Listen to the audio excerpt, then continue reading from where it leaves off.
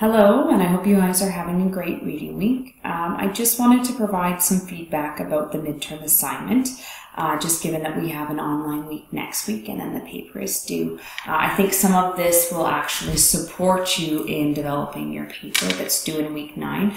I just want to make sure that you're very clear about some of the expectations for that paper as well. So I'll just talk about that briefly. So when we look to the midterm assignments, I have released grades. So if you would like to meet with me, please contact me. In general, the article questions were done quite well. Okay, students were able to thoroughly answer those and reflect critically on them. In terms of the case studies, this is where I found students were more challenged.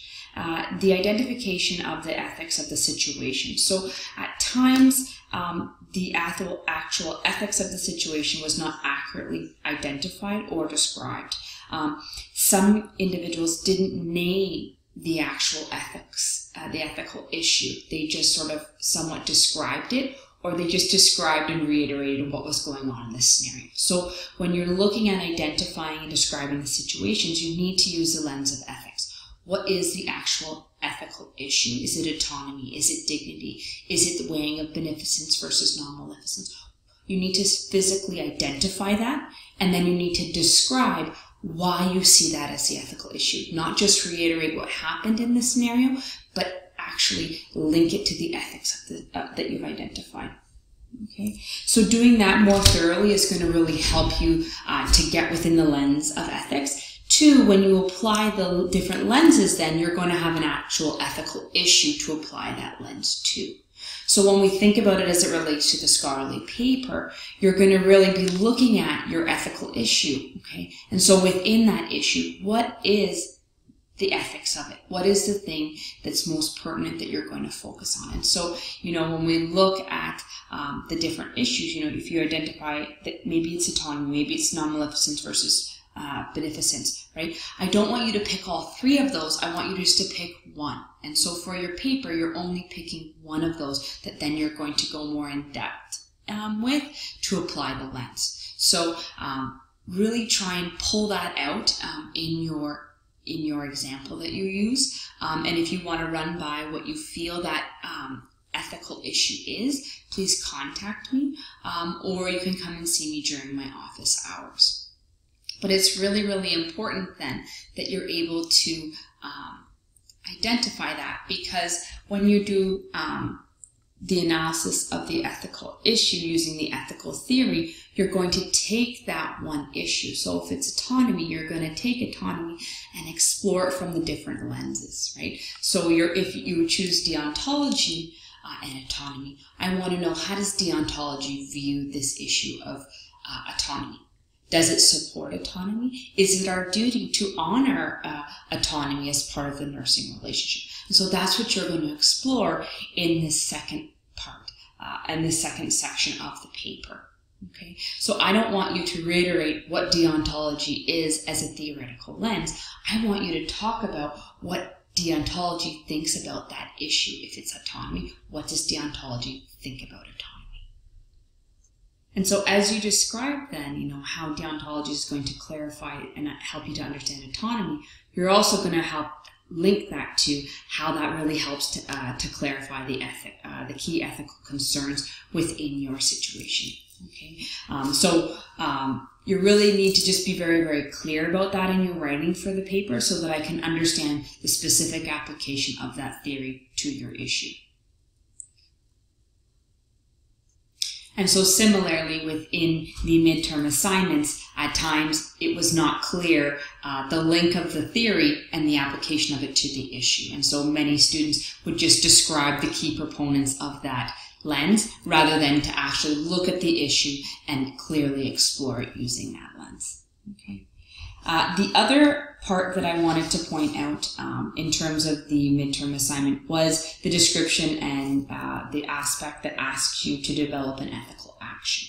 Okay, so at many times the ethical action was not thorough in its description. So an ethical action must resolve the issue or look towards steps that are going to resolve that issue. So I really suggest that you go back and you look at the description of what an ethical action is, okay, to make sure that when you write about it in your paper, that your ethical action is indeed an ethical action, but it's going to be something that's going to work towards solving the issue that you've identified. So for example, if you say collaborating with the healthcare team, this isn't enough. Collaborating for what? Working towards what? What is this going to do then to resolve the issue? Or if you're going to say advocate, advocate for what? How are you going to do that? How do you see this then as solving the ethics of the situation? Okay, so the ethical action must lead to the resolution of that. Okay, and so the degree to which it will do that is going to strengthen your choice of it. And so remember that for your paper, when you talk about your ethical action, then you're going to link it back to the lens that you used previously, and you're going to justify how your action then is consistent with this lens that you've used. The other thing to remember with the ethical action is it needs to be something within the scope of practice of the registered nurse. So please make sure that it does speak to the role of the nurse. So that's just a little bit of a description of some of the challenges with the midterm assignment. And I really want you to begin to continue to work at these because it's a very important part of this course and being able to identify, describe, and apply the lenses. This is something that you've done for the midterm assignment, but it will come up again on the final exam. So I would challenge you, if you didn't do as well as you would have liked, to continue to look at and clarify your understanding of each of the lenses and think about how you can apply it within a case scenario. There's lots of different examples at the end of the different chapters within your textbook that actually describe the scenario and then apply the decision-making framework to help you see and pick out the ethics of the situation and help you come up with an ethical action that would then resolve it. So I would suggest that you look to those resources within your textbook to support you in this way. The other thing I want to just point out about the midterm assignment is that I don't recommend ever leaving any responses blank. I love to try and give as many part marks as I can. So if you leave it blank, I can't give you any marks at all. So if you're in thinking about preparation for final exam, please just consider trying to write something, as this is better than leaving an answer blank. The other thing I would just like to point out is clarity of writing. At times, some students' writings were very difficult to read and to follow. So please, if you don't find you have the neatest writing, please consider that for the final exam to help making sure that I can read and understand those wonderful ideas that you have written down. So that is just some general feedback about the midterm assignment, and I hope that that helps to clarify questions that you might have and also helps you to think about preparation for the final exam. For those that are interested, I'll just go through the scholarly paper again and just to make sure that you have a full understanding of the different sections. So again, this paper is worth 35% of your mark. The total length is 6 pages. Okay, this is excluding your references and your title page. Okay, and so the aim of the paper is really to explore the ethical issues within contemporary issues that impact our nursing practice. Okay, and we want to examine and critique how nursing or how you as an individual can be involved in either perpetuating or addressing the ethics of the issue to promote social justice. And we talked a lot about social justice the last 2 weeks in class, so my recommendation for that is if you're still having difficulty in understanding this concept, look to the week 11 readings, again, to provide you support in relation to this topic. The paper must follow APA, okay?